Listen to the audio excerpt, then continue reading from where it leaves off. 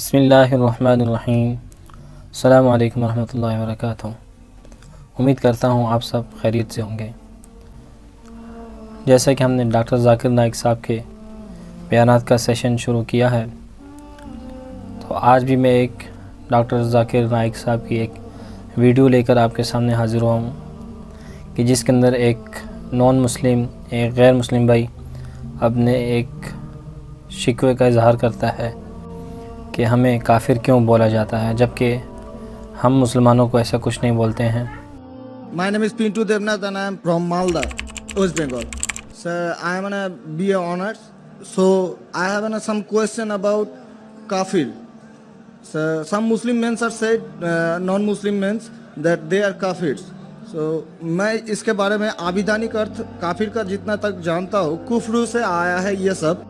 तो सर इसका आविधानिक अर्थ होता है इस्लाम के गोपनीयता को जो स्वीकार नहीं करता, उसके सत्यता को जो स्वीकार नहीं करता, उसको काफिर कहा जाता है। आप ही के किसी एक चैप्टर में या किसी एक किताब में लिखा हुआ है सर, अगर इस नाम से आपको बचना चाहते हो तो आप इस्लाम कबूल करो या फिर और दूसरा कोई उपाय ढूंढ लो। ये दूसरा कोई उपाय ढूंढ लो, ये सर मैंने नहीं पढ़ा है, लेकिन मैं ये अपने दिल से बोल रहा हूँ। लेकिन सर काफिर का सब ये जो बोल रहा है, जो इस्लाम के गोपनीयता, सत्यता का जो गोपनीयता है, हम जो वो तो हम मैंने कभी अस्वीकार नहीं करते, क्योंकि हमारे बहुत सारे मुस्लिम फ्रेंड्स हैं, हम उसके साथ बहुत अच्छे तरह से रहते हैं, बहुत अच्छे तरह से बिहेव करते हैं, फिर भी हमको as a non Muslim why I should call an काफिर? This is my simple question sir. भाई साहब का सवाल है कि काफिर किसे कहते हैं। खुद ही काफिर का उसने मानी भी दिया, क्योंकि उनने मेरी कसट सुन चुकी है और मेरी किताब भी पढ़ चुकी है शायद। इसमें कहा है कि काफिर आता है लफ्ज़ कुफ्र से, जिसका मानी है कि इस्लाम की हक्कानियत को झुटलाना। कुफ्र मतलब ना मानना। इन शॉर्ट काफिर मतलब जो इस्लाम की हक्कानियत को नहीं मानता है, जो नॉन मुस्लिम है। तो अब नॉन मुस्लिम है क्या है? नॉन मुस्लिम है ना, अब नॉन मुस्लिम तो काफिर कहेंगे ना। और जो आपने आखिरी बात जो बराबर से नहीं सुना, मैंने ये कहा आप चाहते हैं कि कोई आपको काफिर नहीं बोले। आपको क्या गाली लग रही है? काफिर गाली नहीं ना। काफिर मतलब जो इस्लाम को नहीं मानता। इंग्लिश में बोलेंगे नॉन मुस्लिम। अगर आपको गाली लगती है कि काफिर गाली है, एक चीज अगर आपको लगता है गाली है और कोई आपको काफिर नहीं कहे तो इस्लाम कबूल करो, कोई काफिर नहीं कहेगा। ये किताब में लिखा था और कुछ नहीं।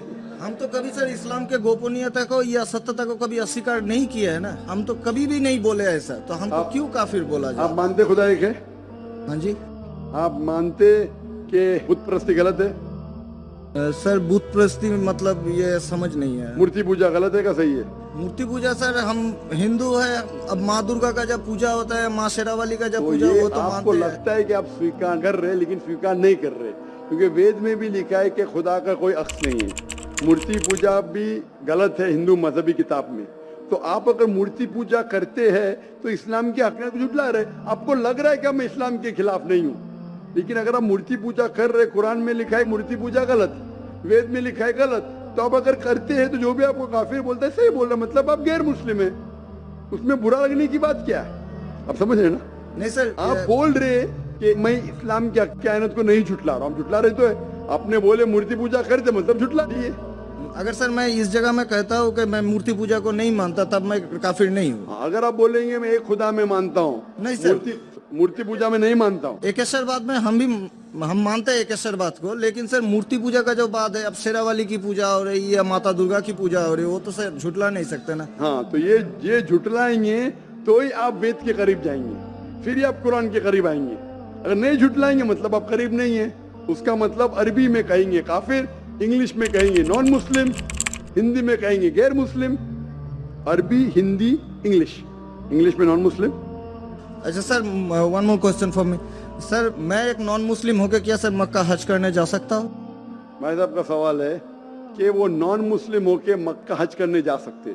मेरा पहला क्वेश्चन, आप क्यों हज करना चाहते जब मानते ही मूर्ति पूजा गलत? अभी सर मान लिए आपके पास, आप जब बोल रहे हैं तो सही होगा, मान लिए हम। मान लिया, अच्छा तो मैं पहला जवाब देता हूँ फिर आपके पास आता हूँ। मान लिए तो अच्छी बात है। क्यों गैर मुसलमानों को मक्का मदीना जाने की इजाजत नहीं है? क्योंकि हर शहर के कुछ शराइत होते हैं। जैसा कल मैंने कहा था, हिंदुस्तान में कुछ एरिया है जिसे कहते हैं कैंटोनमेंट एरिया। कैंटोनमेंट एरिया मतलब सिर्फ मिलिट्री के लोग जा सकते हैं, Civilians not allowed. Civilian not allowed. आप सुन चुकी मेरा जवाब, सिविलियन नॉट अलाउड। मैं कहूँगा नहीं, मैं हिंदुस्तानी नागरिक हूँ, हिंदुस्तानी नागरिक है सही है, कैंटोनमेंट एरिया में अलाउड नहीं है। वो लोग जो अपनी जिंदगी देश को बचाने के लिए लगाए हैं उनको अलाउड है। उसी तरीके से मक्का मदीना हमारा इस्लाम का कैंटोनमेंट एरिया है। वो लोग जो अपनी जिंदगी देने को तैयार है इस्लाम के लिए, वो लोग का अलाउड है, बाकी लोग का अलाउड नहीं है। पहला जवाब। दूसरा जवाब, हर मुल्क में जाने के लिए वीजा की जरूरत है। वीजा मिसाल सिंगापुर में गया था पहली बार 1986 में, इमिग्रेशन फॉर्म में लिखा था डेथ टू ड्रग ट्रैफिकर। अगर ड्रग आपके पास मिला कत्ल। मैं नहीं बोल सकता अरे डेथ पेनल्टी खराब है, सिंगापुर में आने का है, रूल को फॉलो करो वरना सिंगापुर में मत आओ। आप समझे ना? इसी तरीके से हर कंट्री में जाने के शराइत है। अमेरिका जाने के लिए सबसे ज्यादा शराइत है। तुम ये करते, are you a terrorist? Sir एक जहाँ पर question है। आपको भी रोका आर गया यू अ था। टेररिस्ट? क्वेश्चन है। किसने हाँ लिखा मैं अभी तक जानता नहीं हूँ। किसने हाँ लिखा अभी तक मैं जानता नहीं हूँ। Do you belong to terrorist organization? अभी तक के मैं नहीं जानता हूँ किसने हाँ लिखा। ये क्यों लिखते पता नहीं मुझे।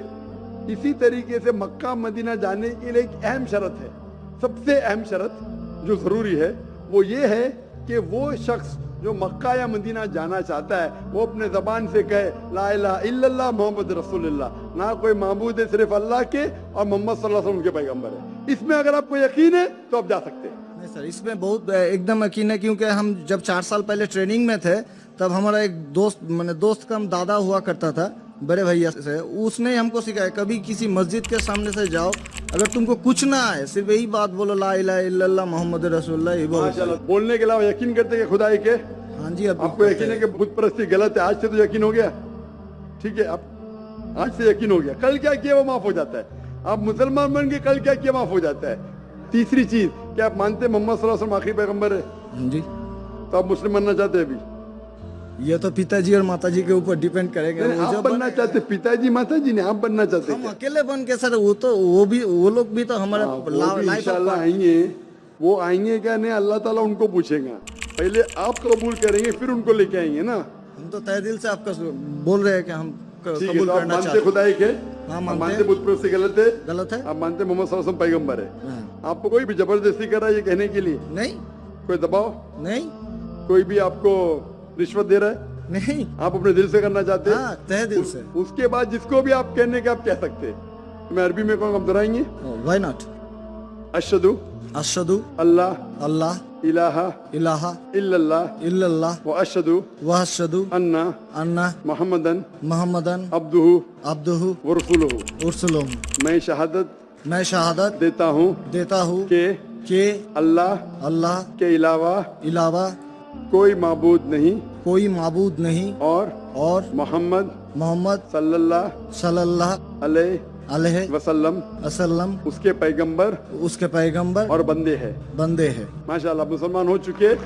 अभी मैं दुआ किया इंशाल्लाह अल्लाह ताला को और हिदायत दे, आपको सबसे बेहतरीन जिंदगी दे इस दुनिया में और आखिरत में भी। और मेरी आपसे इल्तिजा है कि ये पैगाम आप अपने वालिदैन के पास भी लेके जाइए, क्योंकि आपका फर्ज है कि आप उनको हक्कानियत बताएं।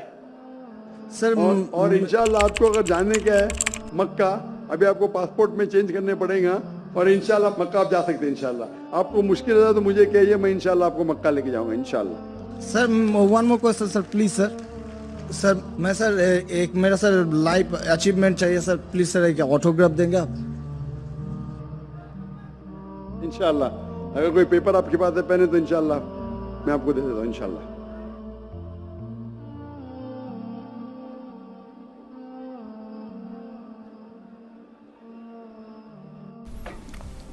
जी तो नाज़रीन, आपने वीडियो मुलाहिज़ा कर ली जिसके अंदर हमने देखा कि एक गैर मुस्लिम एक शिकवा करता है, फिर डॉक्टर जाकिर नाइक साहब उसके शिकवे को दूर करते हैं, उसको वजाहत फरमाते हैं, फिर वो कलमा तय्यबा, कलमा तौहीद, कलमा शहादत पढ़कर इस्लाम कबूल कर लेता है।